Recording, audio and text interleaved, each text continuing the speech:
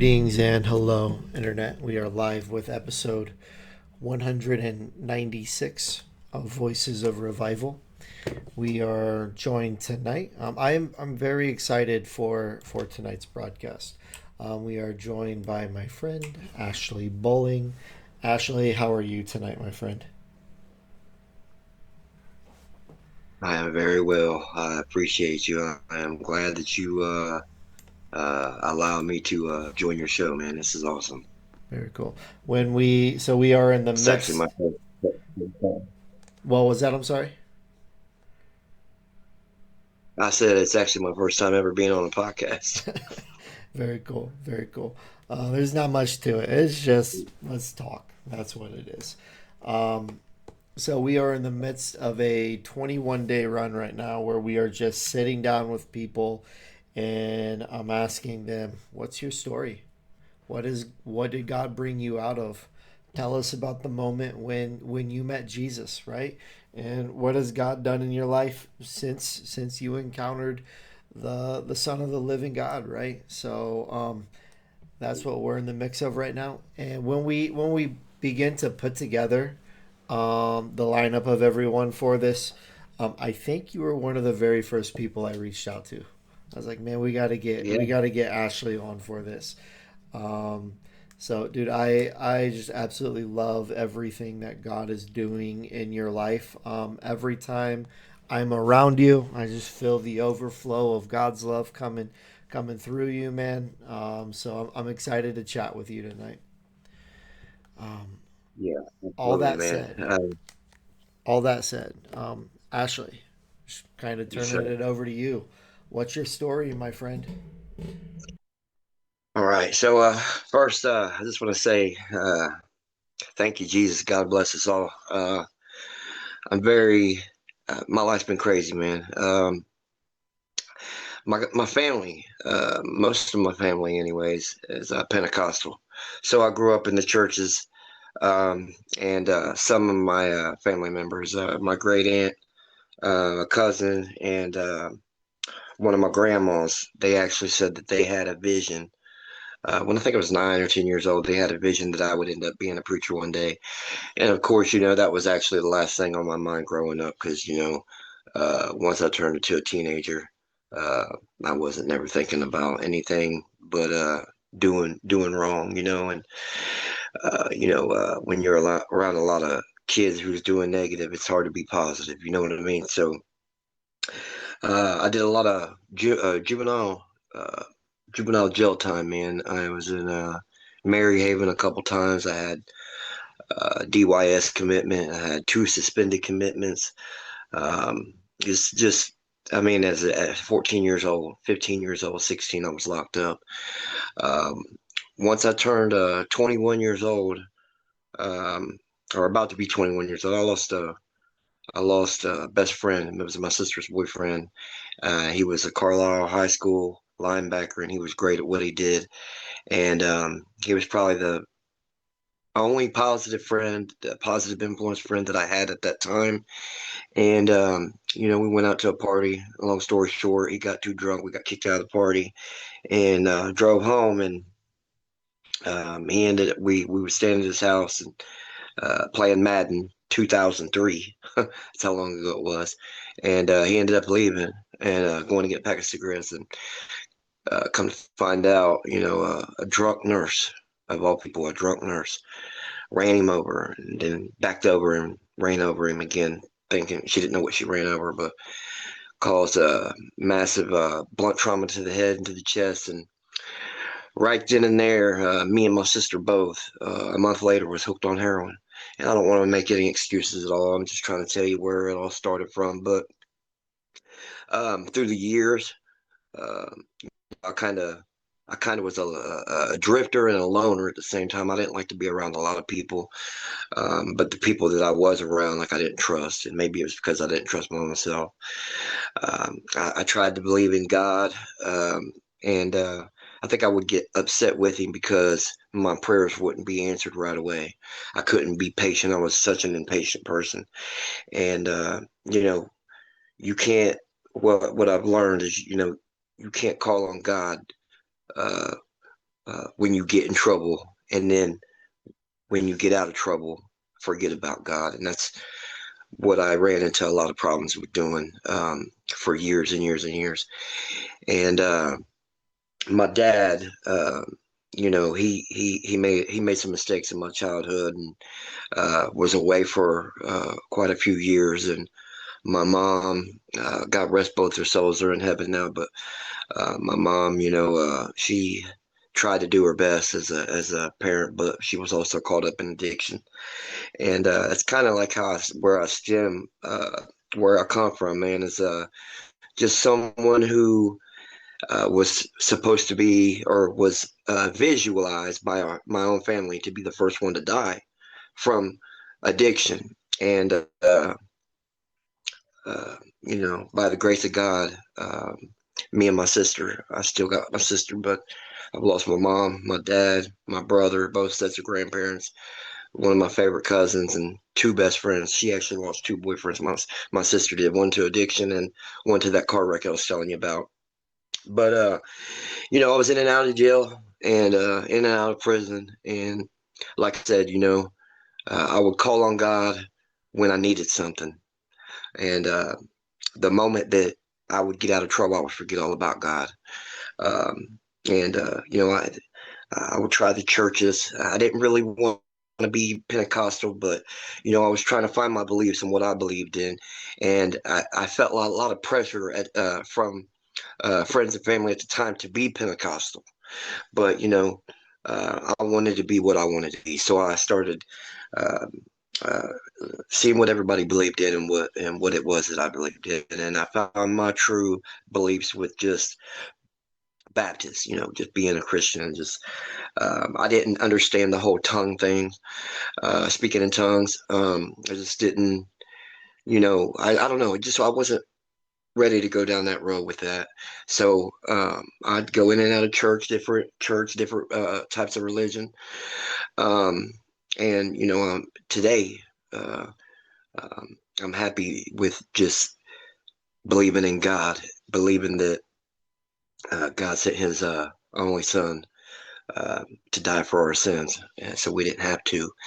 And so whatever you want to call that, that's what it is. So I don't really, um, you know, I just, it's what I believe in. So today, I want to tell you that I'm 21 months clean, and the only reason why I'm 21 months clean is through the grace of God. Once that I was able to make it to a church where I felt comfortable talking, I used to go to churches and I'd see people raise their hands and speak on God and cry, and when I would pray, and I probably been saved 15 times because I was so scared. Once I started going to church and I started really knowing, like, you know what, God is real, and started calling on Him in a daily manner, waking up thanking Him, going to bed thanking Him just for letting me breathe another day, just for letting me make it another day. Today, I'm grateful for the small things in life, not the big things, not the thank you for letting me get out. I promise I won't do it again. And it took me a lot of years. When I lost my brother in 2021, I blamed God because I'm the one that sent my brother. I'm the one that made my brother go out to Arizona so he could get away from everything, because I thought he would end up like me. I've been to 39 treatments. I walked away from probably 32, 33 of them. Walked away because I was so close to home. I've been to three different states. I was in LA. I was in California. And I was in Delray Beach, Florida. And I was in Ohio. And even from Delray Beach, Florida, I found a way to make it back home. So I thought my brother would follow my same path that I did. So I wanted him to go far away where he couldn't walk away. And come to find out, it was July in Phoenix, Arizona, 2021. And the place that he went to took him 3 days to get there on a Greyhound bus. Place that he went to ended up having bed bugs, man, and the air conditioning stopped working. Now you got to think, this is July in Phoenix, Arizona. It's 110 degrees there, It ain't humid like it is here, but it's dry heat, but it's hot, and the air conditioner stopped working. So for the people that don't know, when you leave a treatment center that you go to, you take all your belongings to, you give your ID, your phone up, everything. When you leave ASA or AMA, against medical advice, against staff advice, either one, by law they cannot give you your stuff for 24 hours. So when the heat or when the air stopped working and they had bed bugs, he said, "I'm not doing this. I'm leaving." And he took off. They wouldn't give him his things. He's walking around. He don't know nobody. He's trying to get to the phone to call my dad. He ends up making a phone call for about a minute, asking my dad to send him some money so he can get home. My dad didn't believe him. He said, "You need to go back to the treatment center. I'm not sending you money so you can get high." And and my dad said, "Oh, I could hear in the background was saying, I need my phone back, dude. I need my phone back." He said, "I gotta go, Dad." That's the last time I heard from him. And we ended up putting a missing report out on him because he never called back. I ended up going to Sojourners, and after about 4 days of trying to get clean off fentanyl, I had a bad dream, and I dreamed just a bunch of bad stuff happened at once, and my brother was involved. So I woke up from the dream and being sick, putting them together. I did not want to be there, so I'm leaving. And I was actually right down the street from my house. The guy that would deliver groceries to the to Sojourners in Franklin, I manipulated the man and told him that I would give him $20. They was mistreating me there, and I needed to get away from them. And I conned this man into giving me a ride, and he was a delivery for a guy from Walmart. My addiction stemmed so hard and so deep. I never thought that I would ever make it out of this alive. Never. That's why my family and my friends and then people, everybody that knew about me knew that I was on a one-way track to death. There was no saving me at one point. When I lost my brother, I was actually in jail. They put a missing report out on him, and for 34 days, we didn't hear from him. On the 34th day, I got I got a phone call in jail, and it was a Saturday. Now in jail, and as long as I've been in jail many times, you kind of know the system how it works. And if you get a phone call and they tell you to go up front on a Saturday, it's one of two things. It's either uh, a secret indictment or something bad has happened to somebody that you're close to. So instantly, I knew what it was. I just didn't want to accept it. I got up there. I found out the bad news my sister told me, and I blame myself for that. I ended up getting sentenced because I was on a probation violation at that time. I ended up getting sentenced to River City. So I had to watch my brother's funeral, who was dead. John Doe, they didn't know his name because he didn't have his ID. So that's why he was in the morgue for 34 days and nobody could identify him. He didn't have nothing. So nobody knew. So my dad reached out, with the missing report, and a church family is the one that found my brother and had him flown back to Ohio. And it was the worst time of my life. I blame myself for that for a few years, and I couldn't forgive myself for it. The last time I seen my brother, I swung on him. I didn't hit him, but I did swing on him. So, I had a lot of hatred in my heart. And then I felt like, the last words, to my brother, like, I got to fight. And that's how it has to end. Anyways, once he passed away, I had to watch his funeral over Skype on a computer at River City. So I was already miserable and wanted to fight everybody. And I did. There was no good in me. There was no please God or asking God. I was blaming God. I hated God at the moment. And I hate to say them words, but it was the truth. And then 2 weeks later, I lose my grandpa, who was 90 years old, to COVID. And I had to watch another funeral over Skype. I was absolutely devastated. My life was absolutely, incredibly just devoured. There was nothing left. All I had left was my mom and my sister. And then I lost my mom last year on February 2nd. And I don't know how it happened. So after my mom passed away, and I only had my sister, and she was still in addiction.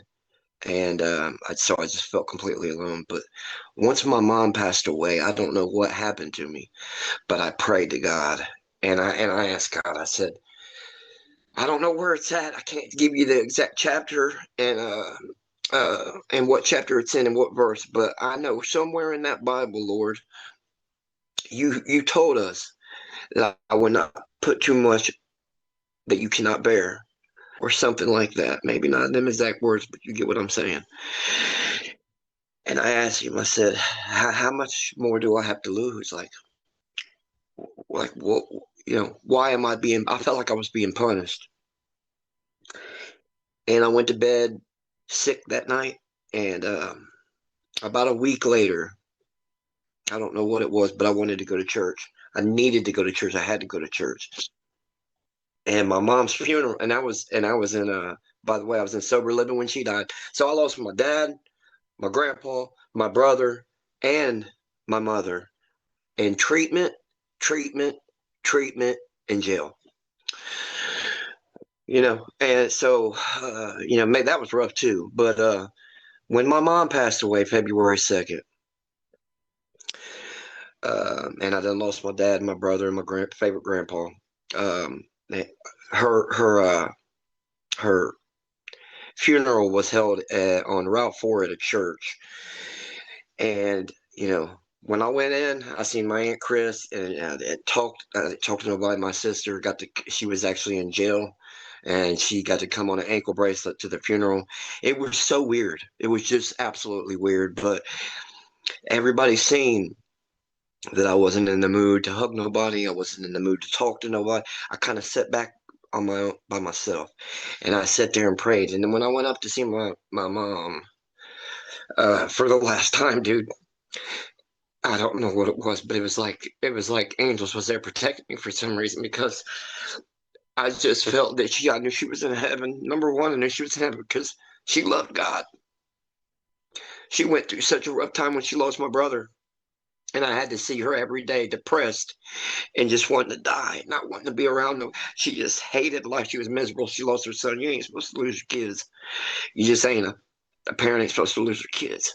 But I seen my mom and the torture that she put herself through over losing my brother.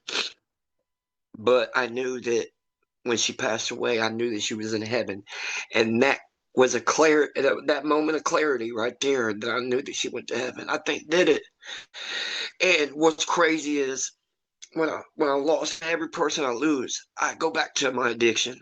I go back to putting a needle in my arm or neck or whatever, wherever I can get it to fit. And and it would go away for an hour and a half, 2 hours, and then it would come right back, and I would put the pain away again. And that's how most of us addicts do, to forget the pain. But you know, I knew I was making my pain greater on myself, and it was just overbearing me. It was so I felt so guilty for uh, so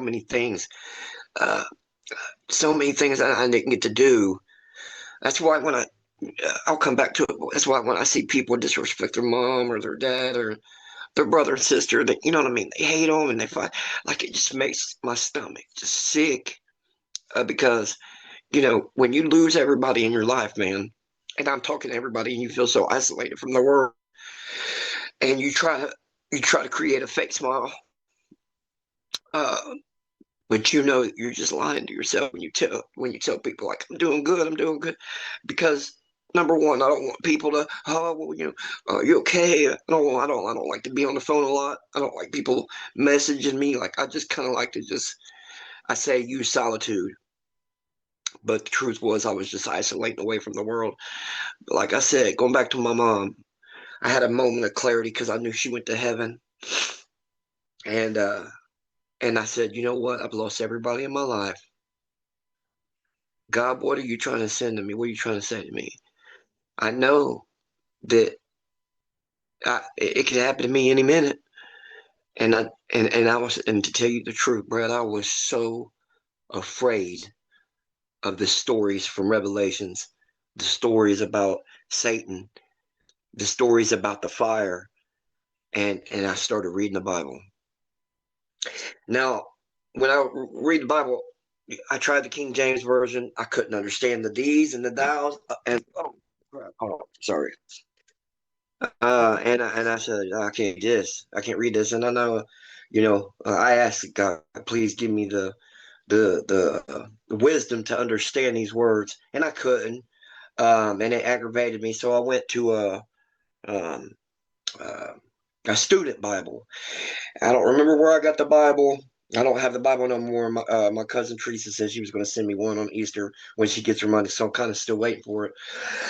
But that student Bible, I started reading. I was just understanding things. It's just I was just knowledgeable to everything that was said, and I started reading and hearing about the stories in the Last Supper and the just the disciples that when the rooster crows and you're gonna disown or you're gonna reject my name 3 times, and then the 30 pieces of silver that I started reading the stories, and I think I started in Matthew, but I didn't read it from front to back. I just kind of would do my chapter here and a chapter there, and then once I kind of stopped reading the Old Testament and started with the New Testament, I started enjoying it, and then I started talking to God every day, maybe 5 minutes. Thank you, Jesus, for letting me, wake up this morning because a lot of people didn't get to. Thank you, Lord, for the food. Thank you for the blessings. The little things in life that I'm still here on this earth. And even though I've lost everything in my life, you know, I'm still here. And I'm grateful for that. And like I said, it was so hard to get over that hump. But now, each day that I stayed clean, each day that went by, I would come and you wouldn't believe if I told you, if I guessed a number, I would be completely wrong because it would be way more. And I mean, if I told a number, you wouldn't believe it. But I've been to 39 treatment centers. A lot of them was the sober livings, a lot of them was detoxes, and I went to the same place over and over. I just kept get kicked out for fighting. I get kicked out for smarting off to people. Get kicked out for just stupid crap. I just wasn't ready to change. I used places to stay for a place to stay. I didn't want to do the groups, but once I started talking to God, I don't know what changed in me. I couldn't tell you the date that it happened or what caused it to happen, but I know one thing. I knew that I was serious about going to heaven. I did not want to die and go to hell. I was so scared, and I still am so scared of hell.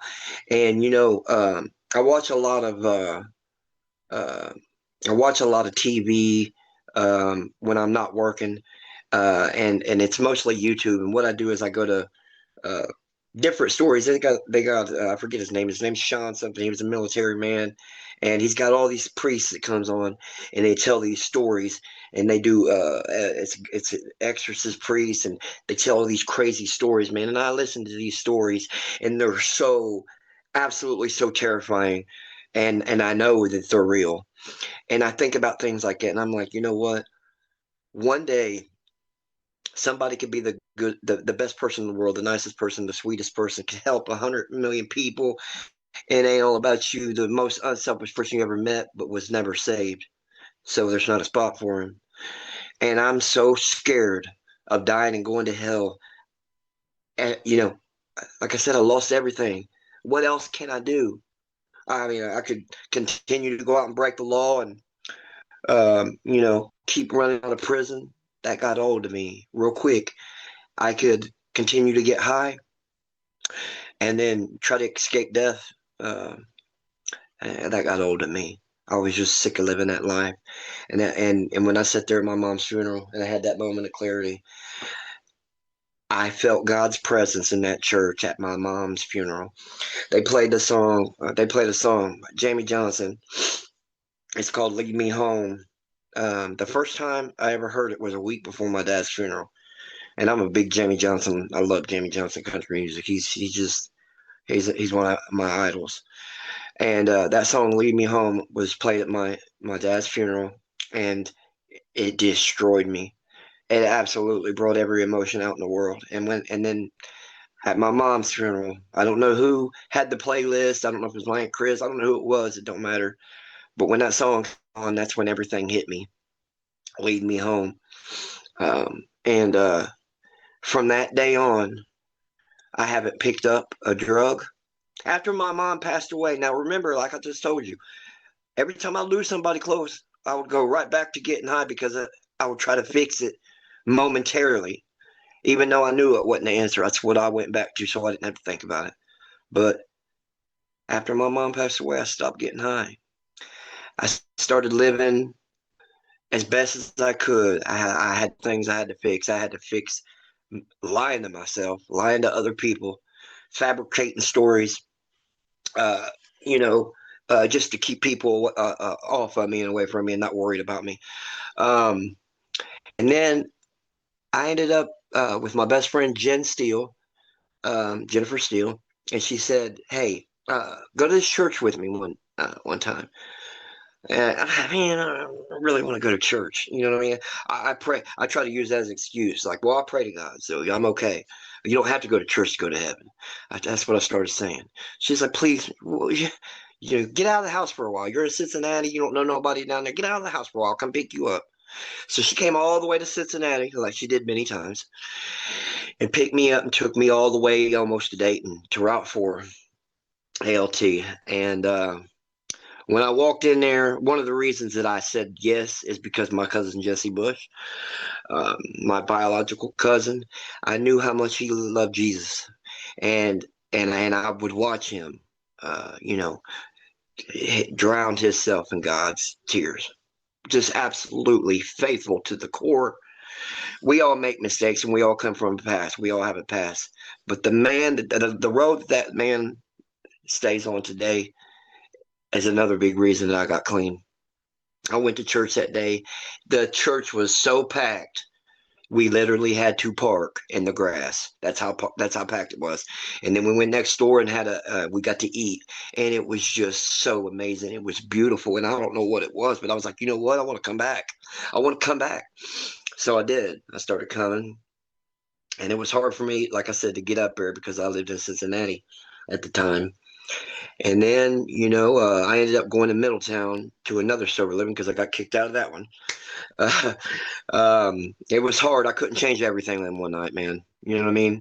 I had to literally work on everything because I was a bad human being. I just, I do care about other people, and the three good traits about me is I care about you more than I care about myself.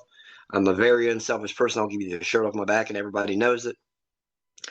And I know that there is a God, and I believe in God sincerely. That's a fact. And I believe in the devil too. They say the craziest lie that the devil ever told you was making you think that he wasn't real. And little things like that, I would copy. I would listen. I started paying attention with both ears. I didn't let it run through one ear and out the other. And when Jesse Gush talked, I listened because I knew how faithful he was to God, and I knew that the life that he used to live and what it's done for him when he's changed for God. So he was one of my number ones. You know what I mean? And I'll tell you another person who I looked up to a lot from Hollywood was Jonathan Paletta. We all have, our own issues and stuff, but man, that boy read the Bible from front to back, and he could just blister chapters and verses like off the tip of his tongue like it wasn't nothing. And I just thought that was so incredible. So the past year, I would say the past year, well, my mom passed away February 2nd. So about a month after that, I started seeing the change in myself. And once I started involving myself and doing right and saying my prayers every day, not forgetting, because that was a big thing. I'd say my prayers one day, and the next day I'd be watching TV thinking, oh, I forgot to say my prayers, and I wouldn't even say them. I had to say my prayers. I had to be loyal to God like He's been loyal to me. So I started saying my prayers, and I just asked God, if I could get a job, if you could just help me get a job, I wouldn't have to worry about my child support. Now I'm on probation for child support. I have to get this paid. That's my number one. I've always been a deadbeat dad and an alley cat addict. Ran to addiction, number one. My daughter, Ashlyn, was 9 months old when she went to Florida with my kid's mom and her grandma. They took custody, and I haven't seen my I seen pictures, and I've spoke to her, but I haven't seen her face to face. And she turns 13 years old tomorrow. She'll be a teenager tomorrow, May 14th, 2013. That's her birthday. So happy early birthday, Ashley. I love you. But being a deadbeat dad and not, I was just so disappointed in myself. And once I was able to get off these drugs and I started listening, I started paying attention, and then I started seeing people grow. Victoria Collins, I was in treatment with her in ORC in Dayton. She, I don't know what that 45 days there did for her, but she believes in God to the fullest. And when I watch my friends that I grew up with, that I got high with for so many years, when I see God is working for them and I see how loyal they are to Troy Middleton, another one, and then I start meeting people along the way and I see, um, the good things that he does. I ask God, please just help me get this job. I'll be okay. So he helps me get a job. I work, I save up some money, I start paying my child support. Things are getting better. I'm not getting kicked out of treatment centers. I'm saying my prayers every day. And then, I make sure I don't miss no work. I end up getting a little bit better of a job, or I wasn't breaking my back pouring concrete. I went to a treatment center at PMP, and I started helping other people, addicts like me.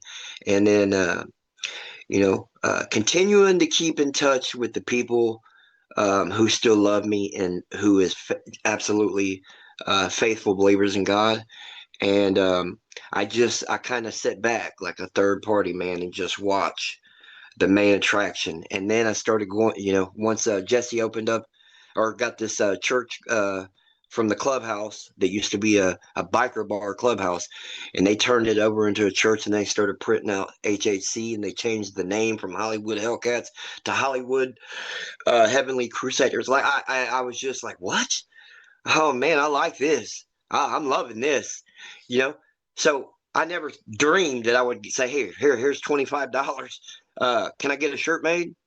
I knew where the money's going to a good cause. I never was the type of person to tip in the jar, even though I was unselfish. I'd put $1 in there, and then I'll give whatever's in my pocket now because I know God is going to give it back to me. And I just want to see the next person. All I want to do is see you win, man. I don't know how I got here today. I can't pinpoint a day, a time, but I told you that moment of clarity at my mother's funeral, of all places in the world, for me to feel this feeling like if I don't get it together now, I'm going to be next in line to die. And I'm not saved with the Lord right now because I do too much sinning. I don't want to go down that road. So now, at this time, my sister's in prison. I'm sending her money. I'm paying my child support. I'm saving my money. I got me a new car. Um, and now I get to this house that I'm at now, and I'm the house monitor at this house. And now I'm working at Woodhaven. And, uh, I was off for 2 months. So I had 2,300 saved up, and I was very proud of myself. But now I'm working again, and the Lord has not let me go without. Not one since my mother's funeral. I have not went without. There has not been a day that I went hungry. There has not been a day where I could buy me a vape or put gas in my car. I get food stamps. There's no reason that I could sit here today and tell you of any complaints that I have because I have none. I am so grateful. I am so grateful that I could absolutely mean it in my heart to tell the Lord, okay, you know what? All you wanted me to do is put this stuff down and and show my love to you and show my dedication to you. Because at the end of the day, the only reason any of us is here is because of Jesus Christ, because he shed his blood. And then I ended up watching that movie, The Passion of Christ. I'd never seen it before. Watched it about 3 months ago. I was so horrified because, what's his name that made the movie? The actor, forget his name, Mel Mel Gibson. Gibson. Mel Gibson said, "Yeah," he said, "I want to make this so real, and it's going to hurt watching it, but I want to make everybody that watches this see what that man went through for us." And even though I was absolutely horrified watching when that man was taking them stripes for and bleeding for us, we're still human. We cannot even comprehend you know, how much love that man has for us. And we are so selfish as people because God put us, and, all these years and years, and how everybody changes, and how everybody's got their own beliefs. And now the world, it's just so crazy. But as long as you stay loyal to God and just be appreciative of the little things in life, and give him his praise and spread the message, because that's what it's all about. It's about hearing the message and spreading the message. He don't want you to just sit up and keep it, in your heart. He wants you to spread the message. And if people doesn't want to listen, hey, that's on them. Your job is to spread the message. And I feel like today at 42 years old, remember when I told you when I was 9, 10 years old in the Pentecostal church, and my great aunt, my grandma said, hey, we have a vision. You're going to be a preacher. Now, all of a sudden, I can't wait till the student Bible gets here. Pastor Melvin sends these messages through, I forget his name, but he sends me these messages daily, and I read them. And I don't just read it to read. I read them and I think about them and I feel it in my heart. This morning, I woke up and I thanked the Lord, and I got in my car at 7:25. I had my coffee with me. I could have turned on rap because I like listening to rap. I could have turned on rock because I like that too, and even country. But I turned on Jelly Roll, Hallelujah. And I played that song on repeat from Salem Avenue all the way to Edwin C. I think 5 times, repeat, repeat, repeat. Oh, I love this first verse. Oh, yeah, this second verse. I got to hear the words. What's the word? It's absolutely amazing that I would ever listen to a Christian song. And I think when I see people in church today, when I see people in church and I see them raise their hands and I see the tears come out of their eyes like Victoria Collins, I don't want to put nobody out there, but this is nothing but a blessing. When I seen Victoria Collins raise her hands in the air, and I seen the tears come out of that woman's eyes, and the things she's been through with her kids so many times, and addiction, just well, it's taken from her, and seeing her turn her faith over to God. Shelly Jimenez, nobody would ever think none of these people would ever change, ever. And a family is being created week by week, day by day, minute by minute. Sometimes, they can't make it. Other times, they can. There might be times I can't make it, but I try. I don't have no license, and my tags are expired because I owe 6,200 in restitution. I haven't had my license since 2004, and I had to have a cosigner. I put $1,900 down on my car. I had to have a cosigner, so she co-signed for me. The tags were expired because I can't have a license. I should have just put it all in her name, but I still drive from Franklin. I mean, from Dayton to Franklin at least once a week, sometimes twice a week. I take that chance because you know what? If something happens along the way, hey, you know what? I was going to do the right thing. I wasn't going to pick up dope this time. I was going to praise God with my family and friends. And that's how I look at it today. I feel like I owe God so much because He's done so much for me that I just didn't talk about or care about. And today, I just absolutely love my life. And I believe in the next 3, 4 years, I believe that I'll be doing what Jesse's doing now. I'll be talking to other people in a church about God. I'll have all these. I want to write these notes down. I want to write these verses down, and I want to learn them. My favorite uh, verse in the Bible is James 4:14, and I don't know. I know it ain't word for word, but from what I remember, it's why you do not know what will become tomorrow. For you are just like a morning mist, only here for a short time and then evaporate. And that's the realest thing I've ever heard because, man, we're here like this, we're gone. We're only here for a moment. So the time that we have on this earth, I just want to make it to where I have a seat next to the Lord when I pass. And if somebody can learn, I mean, I've been shot. I got scars. I got 68 staples up my chest. I got a scar from here and here all the way down my stomach. 2 bullet holes in my back where I was shot with a 40 caliber twice. Point blank range. The only reason I lived is because he shot me point blank range. It didn't hit none of my vital organs, but I had to have a small bowel obstruction. They had to cut a piece of my large intestines, apply it to my colon so I didn't wear a colostomy bag. That was October 3rd, 2015, because I tried to rob a dope boy. That's what I did. I used to think I was a jack boy, is what I call myself. A fool is what I did.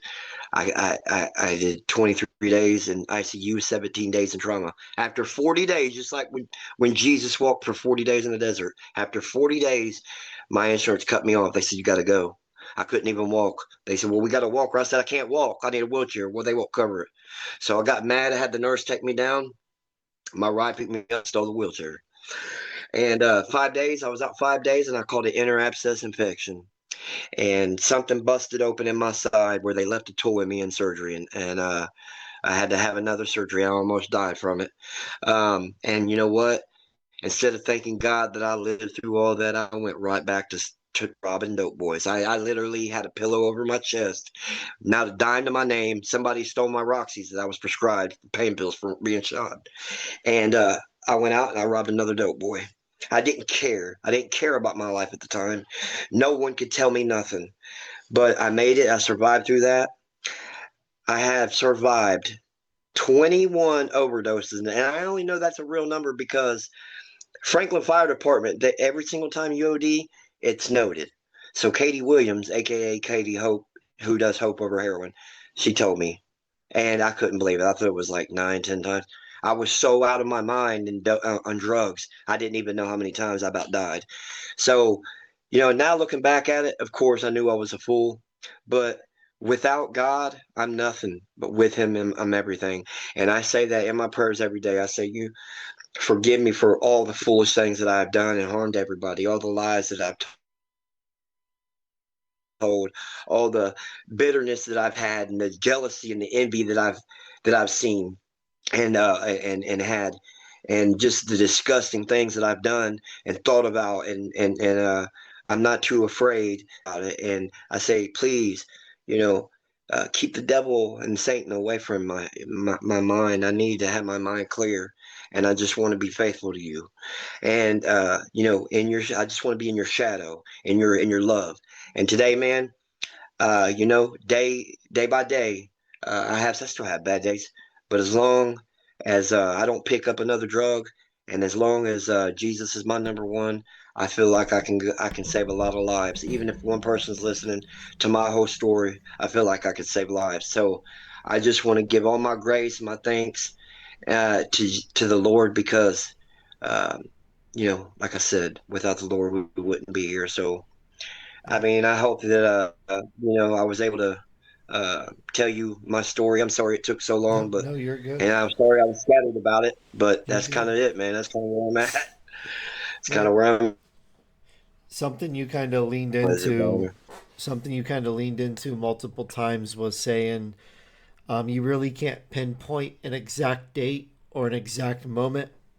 I think the exact date and the exact moment was when you were an 8 or 9 year old boy in that church, and they said that they had the vision of you as a minister of the gospel.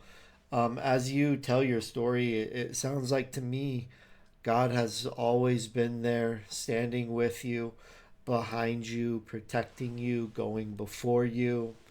And as you tell your story, multiple times throughout your story, you talked about how you would pray, and you talked about being angry with God and all of this. Like, it's this beautiful picture of God being there with you through it all. And as you shared your story, sounds like your mother's funeral was a kind of a huge moment that has kind of like established your footing.